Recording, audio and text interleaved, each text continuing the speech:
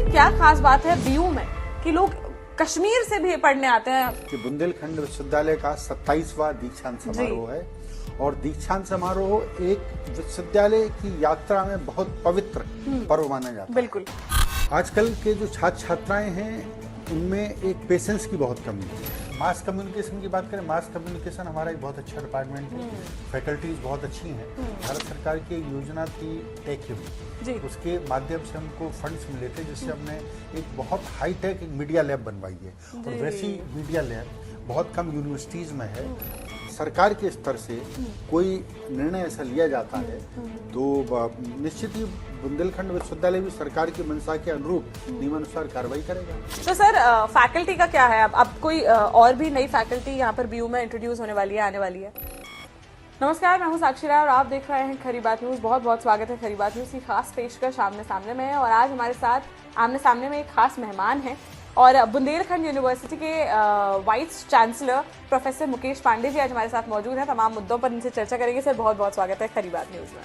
Sir सबसे पहले ये पूछना चाहती हूँ कि आप करीबन आपको 2 साल हो चुके हैं अब यहाँ पर। 1 वर्ष हुआ। हाँ, करीबन 1 वर्ष से भी ज्यादा, 2021 में अप्रॉक्स आप आ गए थे। तो सर कैसा अभी तक का आपका सफर रहा है बीयू में? देखिए, बुंदेलखंड विश्वविद्यालय झांसी में मैंने 10 दिसंबर 2021 को पदभार ग्रहण किया जी। उसके बाद यहाँ पर जो शिक्षा का पढ़ने पढ़ाने का जी। जो माहौल है बहुत अच्छा है जी।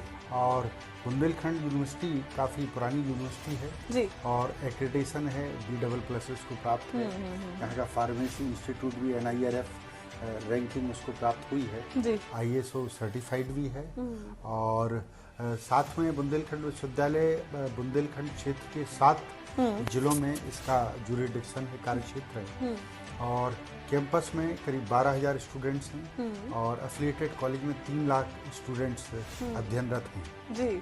और यहाँ पर निश्चित ही शिक्षा का माहौल अच्छा है, सभी प्रकार के पाठ्यक्रम यहाँ पर चल रहे हैं जी। अच्छा सर, ये बताएं कि इतने बच्चे आपके बीयू में पढ़ते हैं और हमने तो देखा भी है और सुना भी है कि काफी दूर दूर से बच्चे बुंदेलखंड यूनिवर्सिटी पढ़ने आते हैं। सर ऐसी क्या खास बात है बीयू में कि लोग कश्मीर से भी पढ़ने आते हैं? कुछ बच्चे ऐसे भी हैं जो कश्मीर से आए हैं बुंदेलखंड यूनिवर्सिटी में पढ़ने, तो इतने दूर दूर से आते हैं, क्या वजह है, क्या डिफरेंट है बाकी यूनिवर्सिटीज से बीयू में? देखिए मैडम, ये आपका कहना सही है कि जहाँ तक हम डाइवर्सिटी की बात करते हैं तो बुंदेलखंड यूनिवर्सिटी डाइवर्सिटी को फोकस करती है जी। और भारत के विभिन्न शहरों से, विभिन्न प्रदेशों से छात्र यहाँ पर पढ़ने आते हैं। उसका मुख्य कारण ये है कि यहाँ पर जो टीचिंग लर्निंग का जो प्रोसेस है बहुत अच्छा है, पुरानी यूनिवर्सिटीज़ है। हमारे पास रहने के लिए छात्राओं और छात्रों हेतु हॉस्टल की व्यवस्था है, शहर के बीचों बीच स्थित है और कुछ हमारे जो प्रोग्राम्स हैं जिनकी क्या क्वालिटी बहुत अच्छी है, जैसे फिजियोथेरेपी है, फॉरेंसिक है, क्योंकि कई बहुत कम विश्वविद्यालयों में है।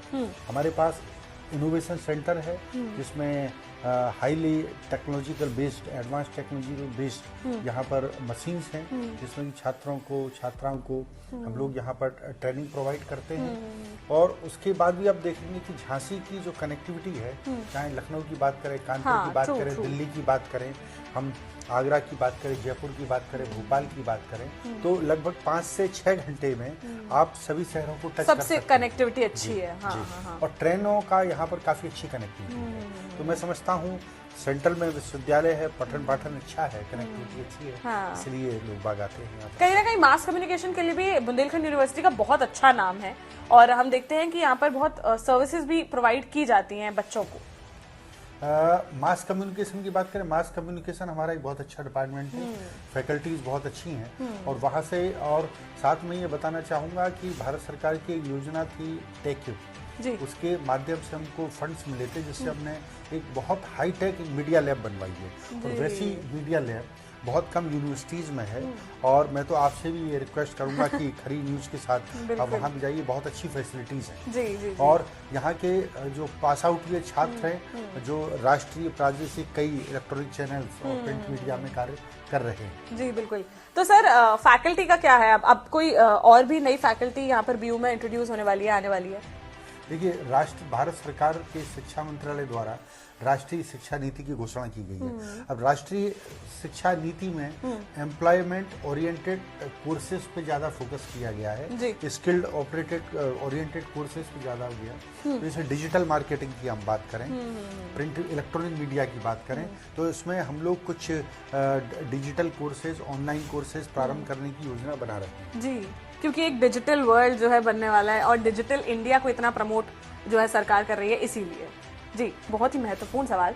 सर, बुंदेलखंड यूनिवर्सिटी में दीक्षांत समारोह होने जा रहा है और मुख्य रूप से उसी के बारे में मैं ये सवाल पूछना चाहती हूँ कि सर, क्या क्या तैयारियां हो गई हैं, क्योंकि बहुत ही ज्यादा जोश है बच्चों में दीक्षांत समारोह का, जो कि 30 को होने वाला था, 30 जनवरी को होने वाला था, पर चुनाव की वजह से, शिक्षक विधायक चुनाव की वजह से उसको अब अगले हफ्ते के लिए जो है पोस्टपोन कर दिया गया है। क्या क्या तैयारियां हैं सर? ये देखिए, सबसे पहले तो ये है, आप लोग भी आइए दीक्षांत समारोह में। ये बुंदेलखंड विश्वविद्यालय का 27वां दीक्षांत समारोह है और दीक्षांत समारोह एक विश्वविद्यालय की यात्रा में बहुत पवित्र पर्व माना जाता है। बिल्कुल। और सबसे अच्छी बात यह है कि इस बार माननीय कुलाधिपति महोदया ने अपनी स्वीकृति यहाँ पर दे दी है, वो भी आ रही हैं। माननीय जो उत्तर प्रदेश सरकार के शिक्षा मंत्री जी वो आ रहे हैं, राज्य मंत्री जी आ रहे हैं। तो दीक्षांत भाषण हेतु यूनिवर्सिटी ग्रांट कमीशन के जो वाइस चेयरमैन हैं वो भी आ रहे हैं, उन्होंने स्वीकृति दे दी है।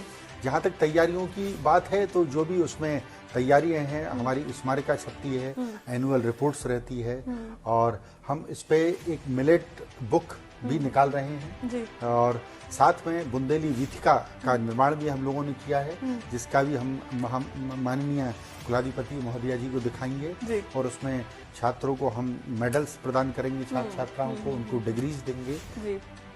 तो कब 8 तारीख को होने वाला है ये? 7 फरवरी को होने वाला है। चलिए, दीक्षांत समारोह के लिए आपको भी बहुत बहुत बधाइयाँ और सारे जो बच्चे देख रहे हैं उनको भी बहुत बहुत बधाइयाँ, बुंदेलखंड वासियों को बहुत बहुत बधाइयाँ। अच्छा सर, बात करें कुछ ज्वलंत मुद्दों की भी, अगर बीयू की बात कर रहे हैं तो कुछ मुद्दे हैं जिनके बारे में बात जरूर होनी चाहिए। अभी कुछ समय पहले का ही एक मुद्दा है, बच्चे जो है काफी सीनियर्स जूनियर्स का विवाद भी हो गया था, वो लड़ाई भी बहुत हाईलाइट हुई थी। तो क्या मुद्दे होते हैं ये गेट के सामने? कभी बच्चों की किसी वजह से लड़ाई हो जाती है, कभी बच्चे धरने पे बैठ जाते हैं, क्या मामले चलते हैं ये? मैडम देखिए, एक जो शैक्षणिक संस्थान या विश्वविद्यालय हैं जहाँ की छात्र छात्राएं अध्ययनरत रहते हैं, आपने भी जब पढ़ाई की होगी और तो कई बार क्या होता है कि छात्र या छात्रों में किसी मामूली विषय पर कुछ बातचीत हो जाती है और एक दूसरे को वो डांटने लगते हैं, कभी एक दूसरे को कुछ आक्रामक रूप भी ले लेते हैं। पर जो भी ऐसी जो छोटी मोटी घटनाएं हैं ये हुई जरूर हैं, पर हम उसको रोकने का प्रयास करते हैं। अब जैसा मैंने आपको बताया कि यहाँ पर 12,000 के लगभग छात्र छात्राएं हैं।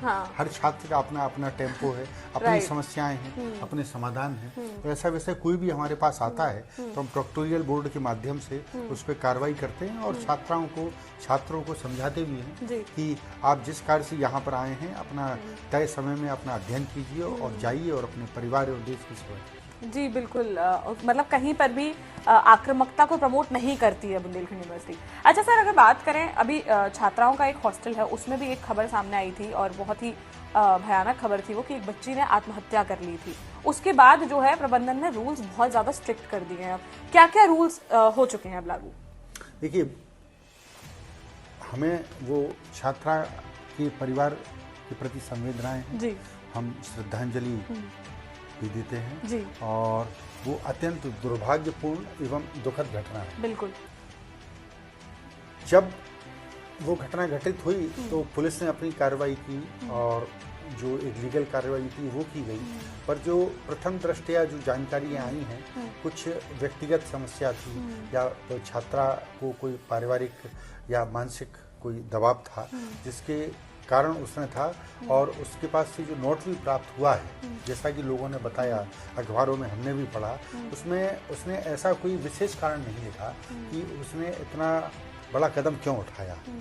उसके बाद हमने उसको लेसन लेते हुए हमने छात्र एवं छात्राओं की कैरियर काउंसलिंग करते हैं, साइकोलॉजिस्ट के माध्यम से हम बातचीत करते हैं, और साथ में हम लोगों ने टीचर्स को भी ये बता रखा है कि आप बच्चों से संवाद करें, पूछें यदि किसी की कोई समस्या है या उस पर कोई पढ़ाई का प्रेशर है या उसको कुछ समझ में नहीं रहा है तो एक्स्ट्रा क्लासेस लेके आप उसको पूर्ण करवाएं।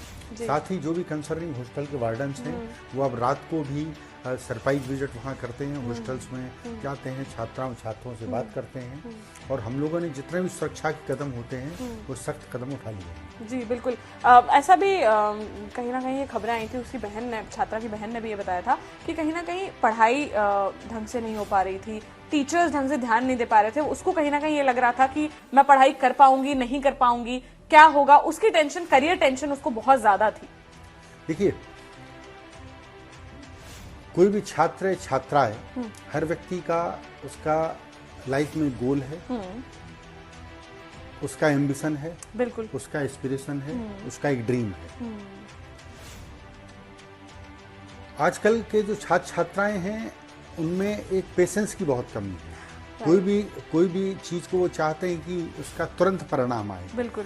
अब जहाँ तक आप ये बोलते हैं क्लासेस की बात ही, ये बात है भाई 10-12 हज़ार छात्र छात्राएं पढ़ते हैं, क्लासेस लगती हैं, टीचर पढ़ाते भी हैं। अब ये भी आपने भी देखा होगा कि यदि 60 किसी क्लास में 60 स्टूडेंट्स हैं तो 60 में से एक फर्स्ट मेरिट में आएगा, सेकंड मेरिट में आएगा, कुछ बच्चे फेल भी होते हैं। तो ये अपना अपना एक परसेप्शन है। पढ़ाई बराबर चलती है, तो मैं नहीं समझता कि पढ़ाई के कारण इतना बड़ा अपने जीवन को दांव पे लगा देना, कोई कदम उठा ले, ये तो कोई नहीं है। भाई ठीक है, समझ में नहीं आ रहा तो आप एक बार पूछ सकते हैं, 2 बार पूछ सकते हैं, 3 बार पूछ सकते हैं। और आजकल पढ़ाई के तो इतने ऑनलाइन मीडिया हैं, अगर आपको कोई नहीं समझ में आ रही है, कोई विषय समझ में नहीं आ रहा है, आप टीचर से पूछें, किताबों में पढ़ें, नहीं तो गूगल पे आप वर्ड डालेंगे तो आपको ऑनलाइन टेक्स्ट बुक्स मिल जाएंगी।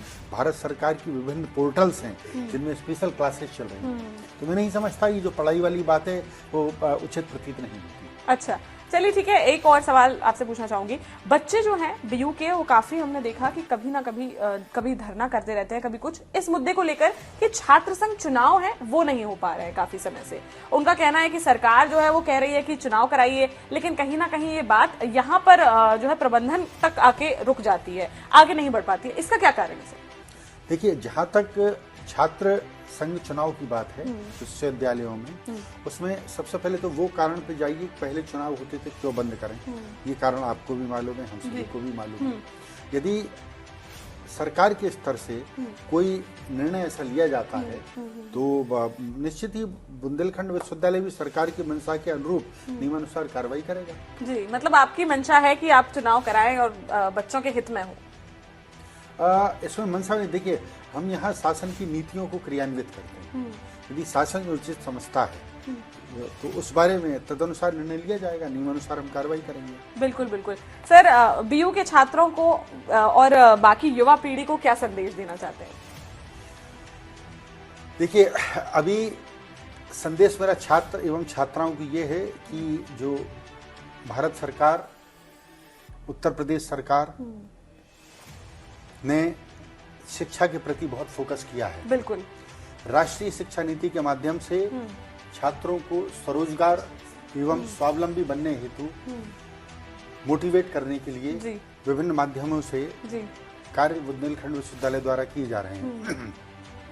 तो कौशल विकास, स्किल डेवलपमेंट और एंटरप्रेन्योरशिप स्किल को स्टूडेंट डेवलप करें, और छात्र एवं छात्रा ये ना सोचें कि पढ़ाई का अंतिम उद्देश्य केवल नौकरी पाना है। आप अपना खुद का स्वरोजगार भी प्राप्त कर सकते हैं, आप स्टार्टअप कर सकते हैं, स्टार्टअप को यूनिकॉर्न कर सकते हैं।